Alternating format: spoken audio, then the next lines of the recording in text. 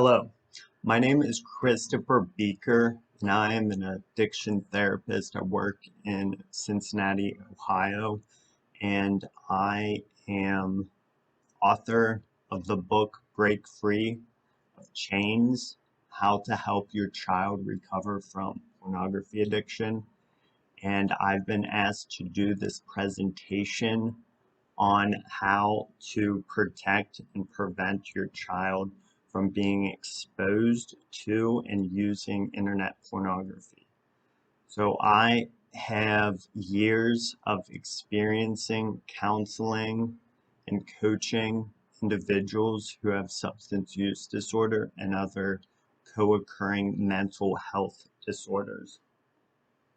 And I have also recovered from pornography addiction. It's been a challenging road, and I'm happy to say that I'm free of pornography addiction and addiction, and I'm really happy to be giving back to the community. So my intimate knowledge of recovery allowed me to write this book, Break Free of Chains. In my experience, I have lots of experience about teaching patients of mine about setting healthy boundaries and authoritative parenting. So when an individual is chemically dependent, there's a tendency for the person to be very poor at setting and keeping healthy boundaries with themselves and with other people. So I have lots of experience teaching adults and parents how to implement boundaries in their life so they can live more calmly and more peacefully. And so there's that parental component that I have a lot of experience teaching parents about implementing healthy boundaries with their children so their children can develop properly now that the parent is in recovery, because there's a lot of harm that a child goes through when their when their parent or caregiver is chemically dependent. So I have a lot of experience teaching boundaries to patients of mine with substance use disorder so they can put their life back together. So my intimate knowledge of the recovery process gives me the insight and the practice in my training and my yoga practice and my meditation practice gave me everything that I needed to write the book, How to Help Your Child Recover from Pornography Addiction. When I was writing that book, I was thinking about writing a prevention book about how to prevent it, how to prevent exposure, a child being exposed to pornography, and how to prevent dependency on internet pornography or just electronics in general. But I wrote the recovery book because it's what's needed right now. And I'm working on a couple other books, and I may write the prevention book sometime. So when I was writing my book about the recovery from pornography addiction, I thought about what is needed for the prevention, and the remedy to pornography addiction are the same things that are needed for the prevention of exposure to internet pornography for children and adolescents. And it all boils down to healthy boundaries and implementing heart-centered, authoritative parenting. So a lot of my presentation will go over authoritative parenting.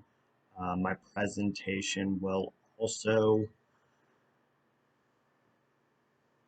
go over um, boundaries, and it will also go over the harms that are associated with the pornography industry and pornography use.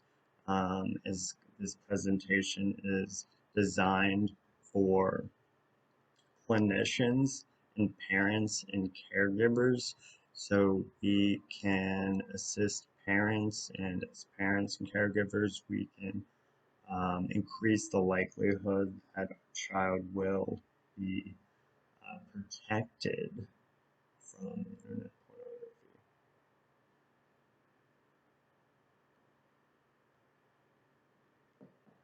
So I went through my background. I'm a mindfulness practitioner. I'm a meditation and yoga instructor. I've had a practice and taught for 10 years. I live yoga. And that really helps me connect with my patient. Presentation also includes information on holding the child accountable and rewarding children for appropriate behavior. In this presentation, we'll be talking about that in context of using the internet appropriately and avoiding inappropriate websites such as pornography websites. There are three main objectives of the presentation that I'm giving. The number one is a parent can be the most influential force in their child's life, and a therapist can help reaffirm this position. Second premise of this presentation, this positive influence can only happen through quality time, patience, listening, understanding, growing, and teaching the child compassionate approach. So I'll break down authoritative parenting here in a little bit. Third premise. This premise contains the key strategies that a parent or a caregiver can implement to ensure their child's safety on the internet. How to protect and prevent your child from being exposed to internet pornography and using internet pornography. I'm going to go through an outline of the general steps that a parent needs to do to ensure the safety of their child, especially with regard to internet safety and significantly decreasing the likelihood and hopefully eliminating the possibility of exposure to pornography. But these are things you can only control inside of the home. So as parents and caregivers and teachers of children, we want to instill these values in our children and the children, because at some point we are not going to be there to protect them. They're going to be out in the world and they will be exposed to these kind of things, and we have to teach them core values so they can learn to say no. So refusal skills are part of it as well, because there could be, most likely will be, peer pressure around these topics such as substances and internet pornography. I'm going to go through an outline of the steps that are needed for parents to take. Some of these steps I'm going to delve into more deeply, and some I'm going to go over quickly because as therapists and parents, like we know about self-care. So that is the first step. The steps for how to protect and prevent your child from being exposed to and using internet pornography. Engage in self-care. Educate yourself about the harms associated with pornography and the pornography industry. Spend quality time with your child in age-appropriate language. Educate your child about the real things that they will be experiencing as they grow up. Listen and then discuss. Use authoritative parenting techniques. Having family rules and internet rules, in my opinion, is a healthy way to implement authoritative parenting by setting those expectations. So I will briefly discuss those as well. Hold your child accountable. And the last thing is to surrender and let go. I'm going to delve into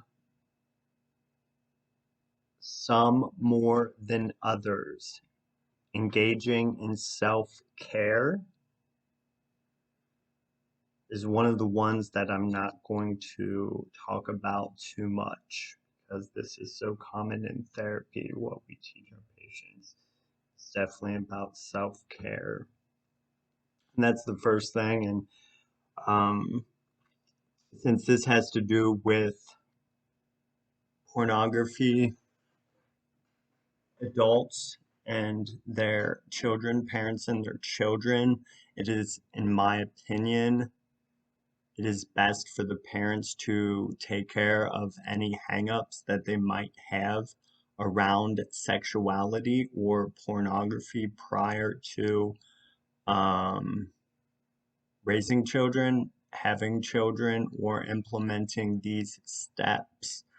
Because if I, as a parent, do not process my own stuff regarding pornography and sexuality when I'm addressing my child's behavior and how it relates to pornography or pornography exposure, if I have unprocessed stuff that relate to that, it is definitely going to come out. It's most likely going to come out when I'm parenting my child. So self-care, in my opinion, involves processing trauma that may relate to sexuality or pornography. And when a parent processes and integrates the past suffering that they've experienced, and they process that stuff, they're in the best position to parent their child. Again, we all have stuff. This isn't a necessary thing, but ideally, this is going to happen. So as therapists, we can work with the parents that we counsel, and we can help them process and integrate that so they're in the best position to tackle this issue. It's a lot, and it relates to the next topic. The next step is educate yourself about the harms associated with pornography and the pornography industry. So pornography is a form of commercial sex. Commercial sex is when sex is traded for something of commercial value, oftentimes money, drugs, a place to stay, something like that. That's considered a commercial transaction for sex.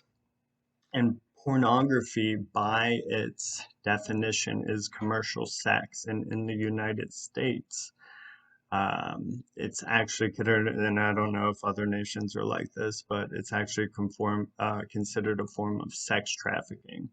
So we're just going to talk about commercial sex, and what the research is showing is the more, um, we're not going to go into the legality, but commercial sex, the more the demand is so high for commercial sex that the market cannot meet the needs of the market.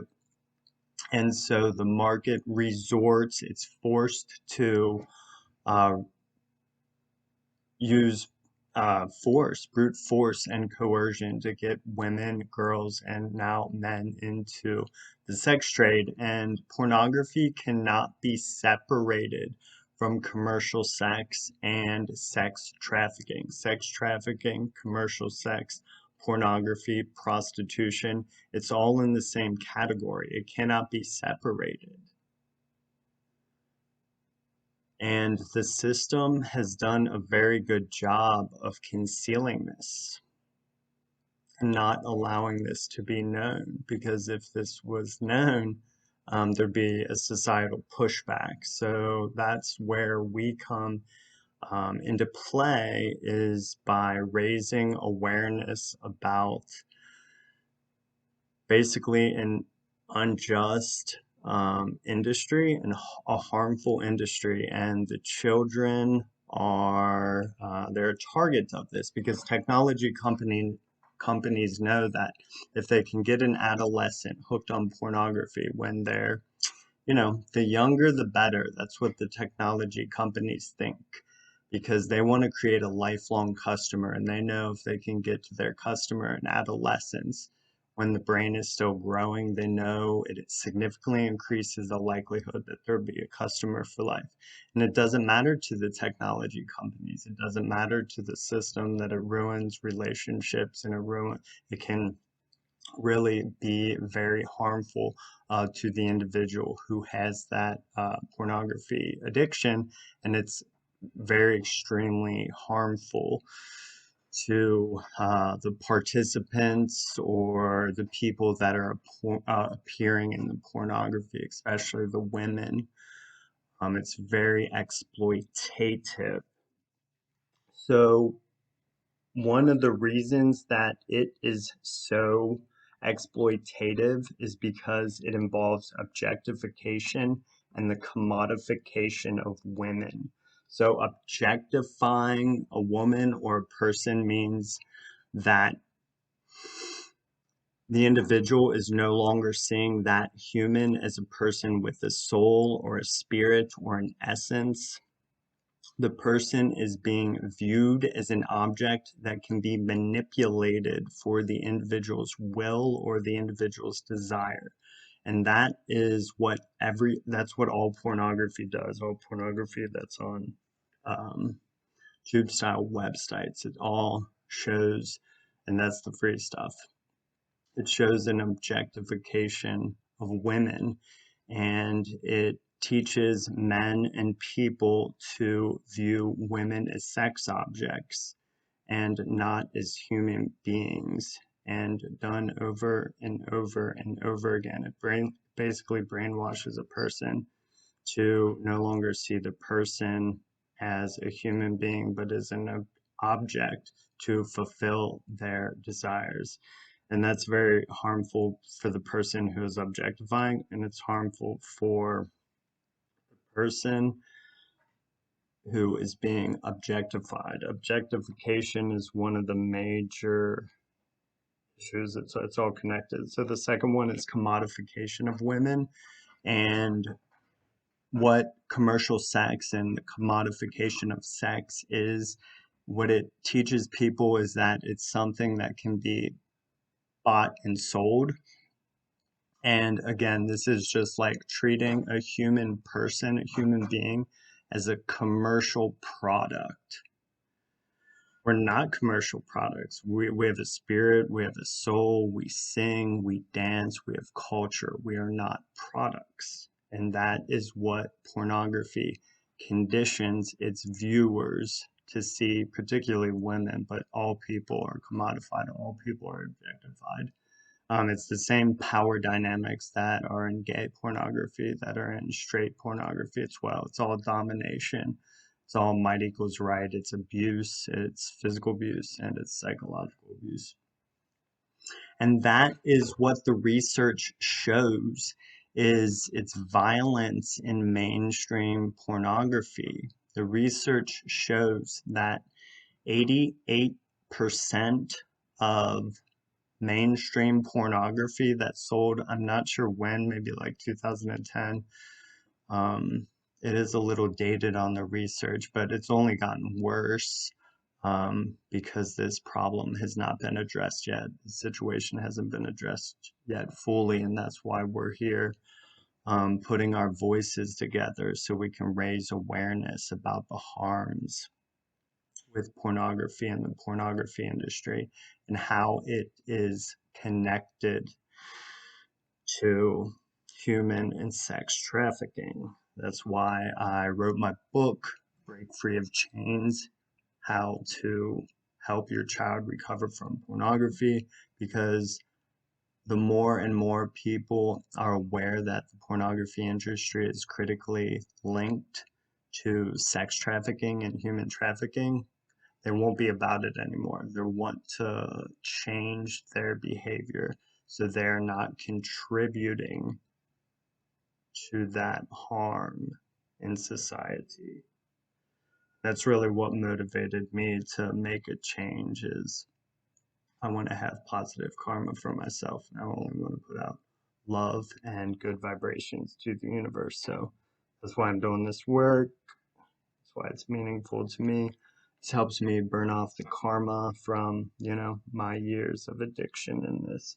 So I'm going to include a few resources that clinicians and parents that we can access so we can learn more information about the harms associated with the pornography industry. I'm not going to be able to go in depth, but that is what the research is showing, that the commercial market cannot meet the demands that men place on the market. So the market is forced to coerce and force women into commercial sex to meet the demands. So part of raising awareness about this issue is ending the demand for commercial sex. So back to our steps to help protect children from pornography exposure or using pornography. So the second one is educate yourself about the harms associated with pornography in the pornography industry and what basically all pornography is portraying. It's portraying the degradation of the feminine. We need unity and balance. We need the yin and the yang present. We need to overcome suppressing the yin, and that's what all pornography is about. It's about suppressing and degrading the feminine, and this is not acceptable, and we do have to protect our children from this dastardly situation. The next step is to spend quality time with your child and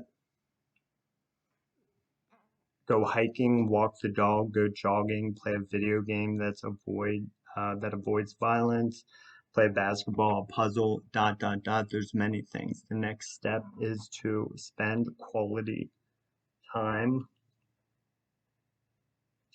with your child. And the next thing is to educate your child about this situation. And there are various resources that can be used to help educate your children about this phenomenon. The next step is to have the parent educate the child or to educate your child about the situation. When they are children, this means you have to decide as the parent, we have to teach our parents, teach our patients who are parents, teach them that they have to decide the correct time or when it feels like the right time to start talking to them more explicitly about this phenomenon, the harms associated with pornography and the pornography industry.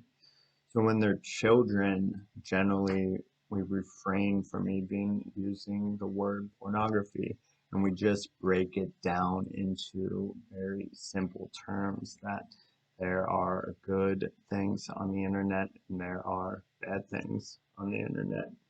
And as Miley's message communicates to the child and to the family. If the child sees something that feels yucky or doesn't feel right, that they need to know that it's okay to go to an adult and talk to them about these things so they can process their emotions and not stuff it with inside of themselves, because what will naturally result from that is acting out. So the child needs to process their emotions if they do see something. And for the child to come to the parents, there has to be secure attachment, and the child needs to trust the parent. And this is probably one of the most important things in parenting. As parents and caregivers of children, we want children to come to us when they have a concern or when they are faced with something new or something that doesn't feel good or something that they don't understand, because this situation is going to happen. They're going to run into substances at some point, drugs.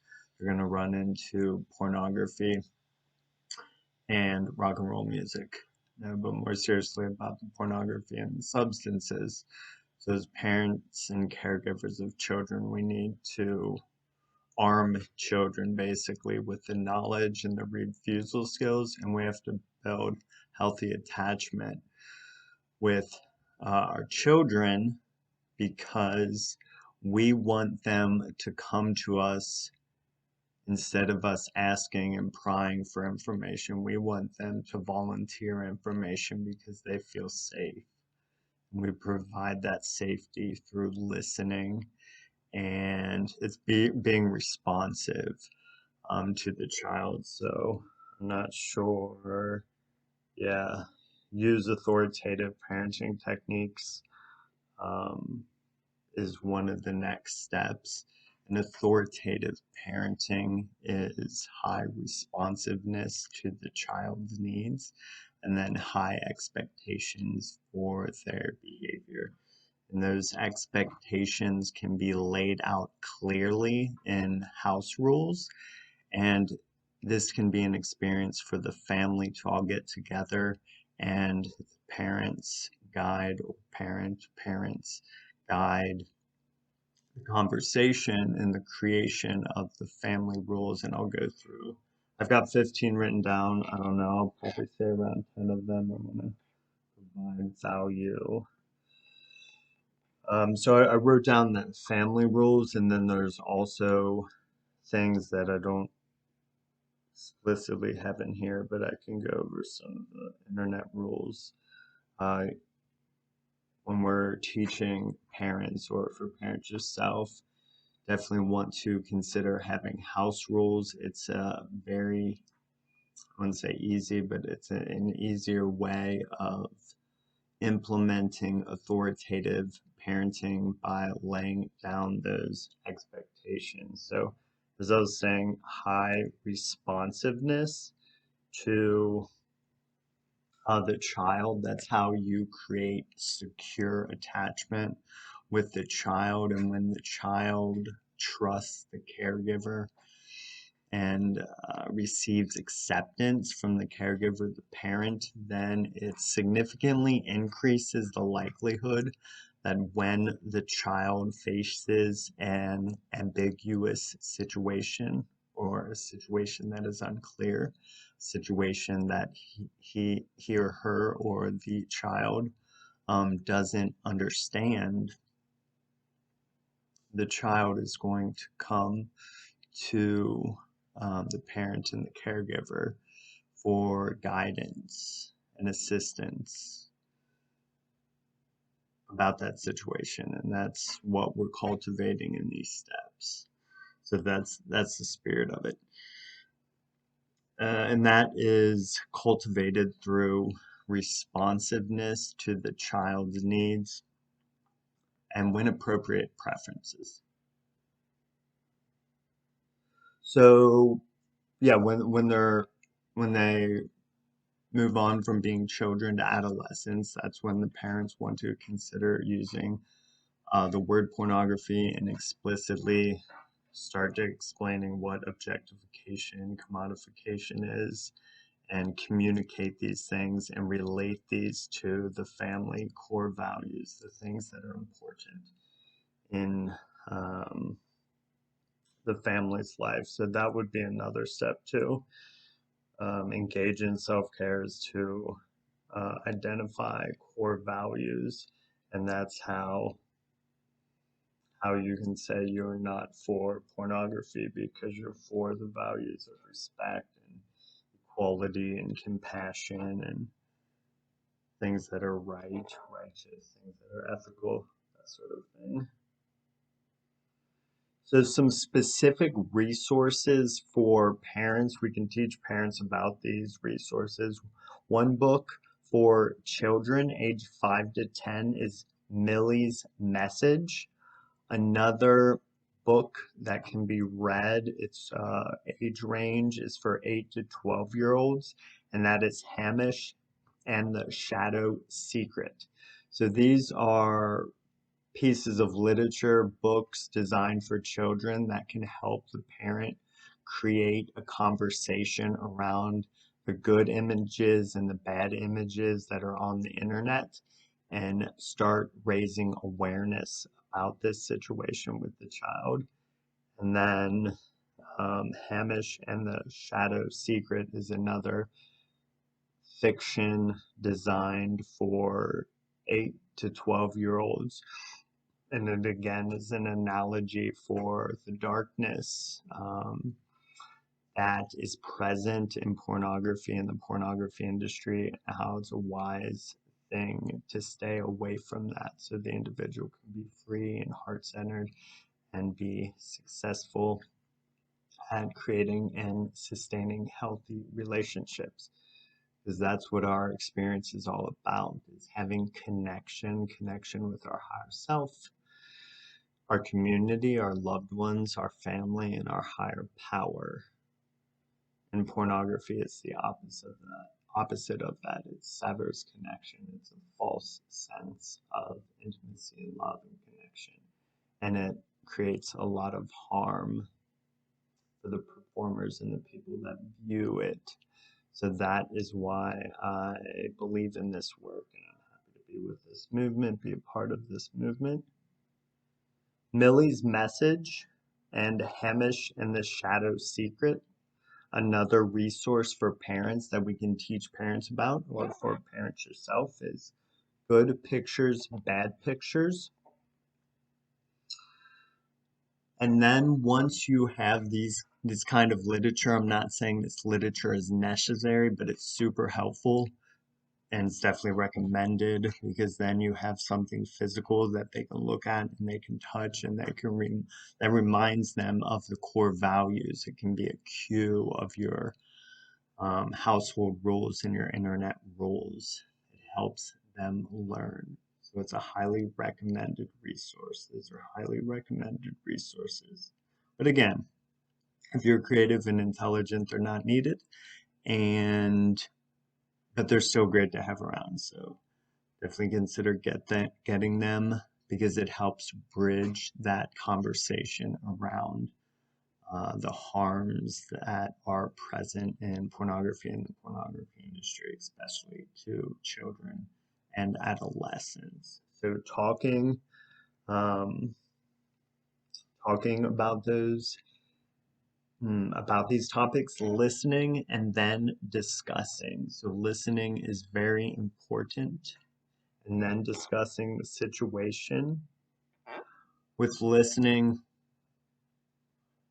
we can do reflective listening and summarize what the individual has said to ensure that communication loop.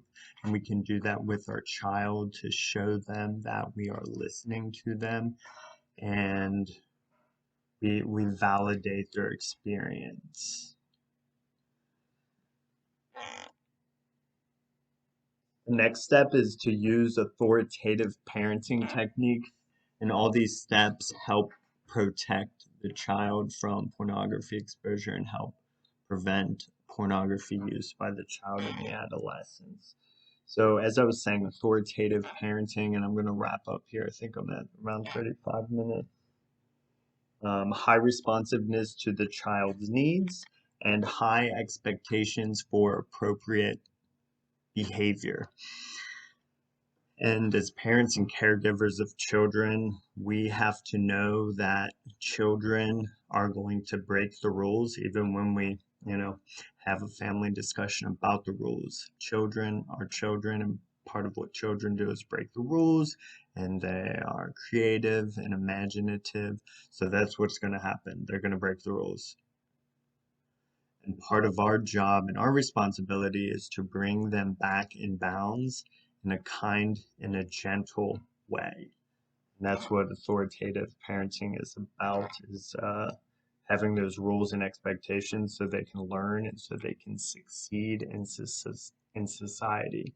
So we're setting up that microcosm within their life to show them how they can be successful when they follow rules that are good for them and for everyone else and are based on equality and justice and all that good stuff. Teaches them how to be successful. It teaches the children how to form healthy relationships and not tolerate unhealthy relationships. So I think I've gone a little bit past.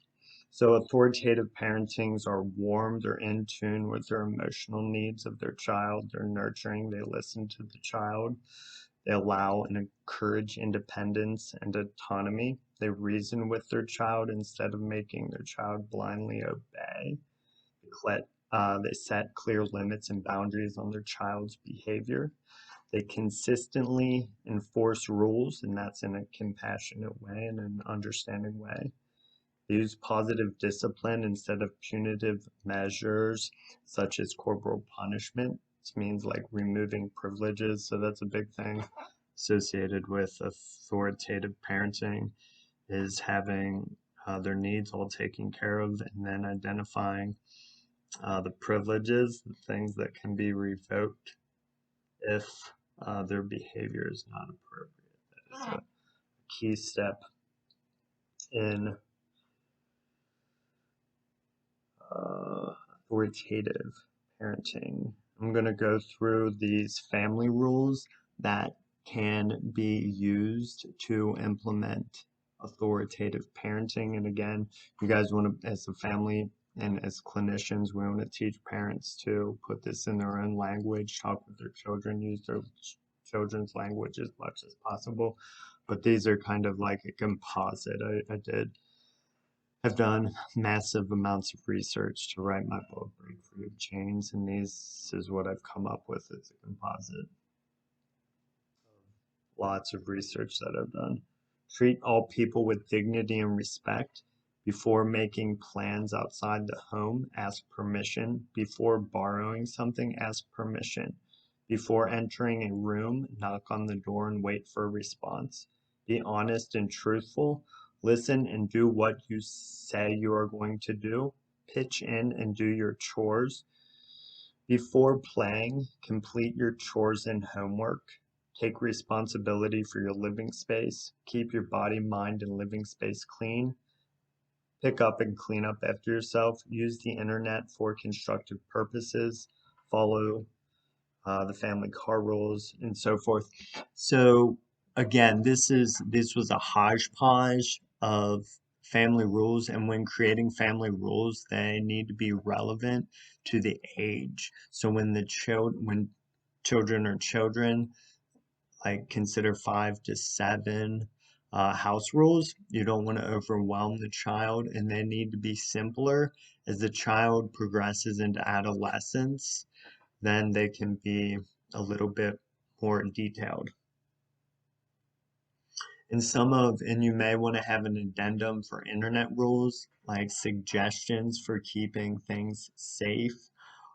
Is only have screens in public spaces, meaning do not allow screens into bedrooms or rooms with closed doors.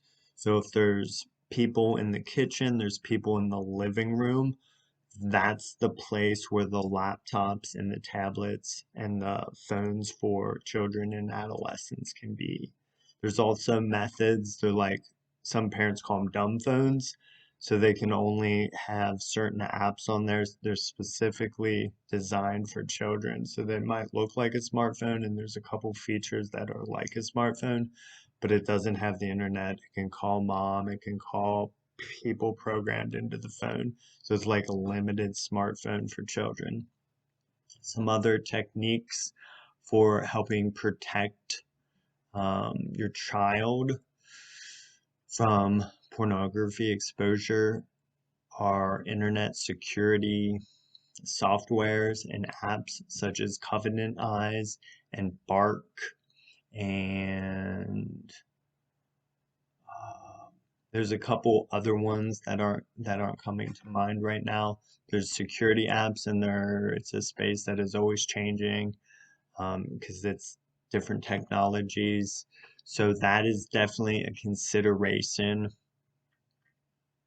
if that is something that is important to you. Also, checking the internet history and being wise about cookies are a good way to have accountability. So, there are technological solutions that are present in this situation, but I've done many podcasts and gotten the questions like, are the technology solutions enough in and of themselves? And it's like, absolutely not. The biggest part of the equation is the heart connectedness that you have with your child. As clinicians, we need to emphasize this to our patients that their connection with the child and their secure attachment is way more important than the technological solutions. But the technological solutions are can be an important ingredient in it, especially if it's a situation where it's not a prevention situation, it's a reversal of use or getting the child out of pornography addiction. So those apps such as Bark, Covenant Eyes, Accountable to You, or is another one. Ever Accountable is another one. So those technological solutions are available, and internet rules. For example, having like internet and screens can only be used from 10 a.m. or 9 a.m. to 7 p.m. or 8 p.m. or something like that. And I know one of the mothers that I talked with on the podcast, one of her recommendations was a charging station. So a central location where all the devices are charged at the end of the night or whatever, 7:30, 8 o'clock. All of them are there and accounted for, and the parents are looking at them, and the children have turned them over. And that keeps the phone out of the bedroom, and that keeps a lot of um, the nonsense from happening on the screen is having it supervised. So I've gone on a little bit longer than what is anticipated, so I'm going to wrap up here. And hold your child accountable. That's what I was saying about this internet protection apps. Those help with accountability, looking at the history and the cookies, but still, history and cookies can be manipulated, so the software apps provide a level of protection if that's your sort of thing. So holding your child accountable, and then that also means either verbally praising them or rewarding them in a small way when they continually honor the rules to reinforce that. And when we're reinforcing it, if it's whatever, an ice cream cone or something, because they've followed the rules for 3 weeks or whatever what kind of behavioral plan you set up. We need to be teaching them that it's like, yes, right now I'm getting you an ice cream cone because you displayed healthy internet behaviors, because you followed the rules that are good for you. And it's like you get an ice cream cone now, but when you're an adult, you're not going to get the ice cream cone. The reward is that you're going to be able to maintain healthy relationships with other people. And we want to definitely internalize that for the child and do them a favor so they understand. They connect the behavior with something that is rewarding to them once the parent is no longer there. So holding your child accountable, rewarding them for appropriate behavior, and the last step is surrender and let go. To rehash, the steps were for how to protect and prevent your child from using internet pornography. Engage in self-care, meaning process any stuff related to pornography or sexuality that the parent may need to process to best care for their child in this capacity. As clinicians, we want to be teaching parents about educating themselves about the harms associated with pornography. And as clinicians, we should be aware of how pornography and the pornography industry is connected to human trafficking, because some of us as clinicians are going to see the patients that have been in that situation and abused by the pornography industry. So educating ourselves about the harms associated with pornography. I'm not sure if I mentioned, we got Culture Reframed, Fight the New Drug, and truthaboutporn.org. Truthaboutporn.org. Culture Reframed and Fight the New Drug are all quality resources helping raise awareness about the phenomenon. They're science-based. Yeah, all three of them are science-based. Culture Reframed is with the leading researcher, Gail Tynes. Fight the New Drug is a secular resource, which is science-based, which it's cool. It's really cool to see a secular organization pushing love and heart-centered love over the garbage of pornography. And truthaboutporn.org is it's a database basically of all the research that is highlighting the harms of pornography. The next step is spend quality time with the child. Next one is educate your child. Listen to the child and then discuss. Utilize authoritative parenting techniques. Hold your child accountable, and surrender and let go.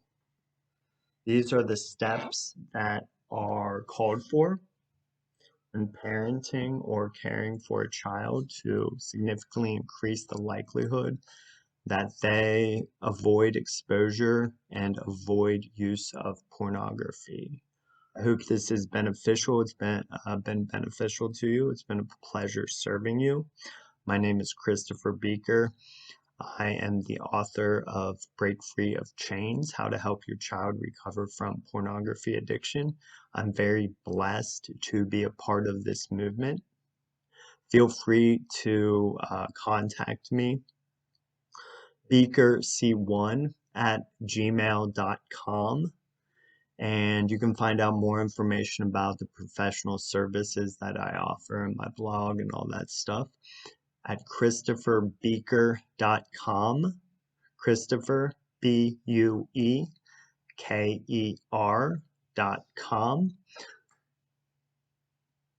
Namaste.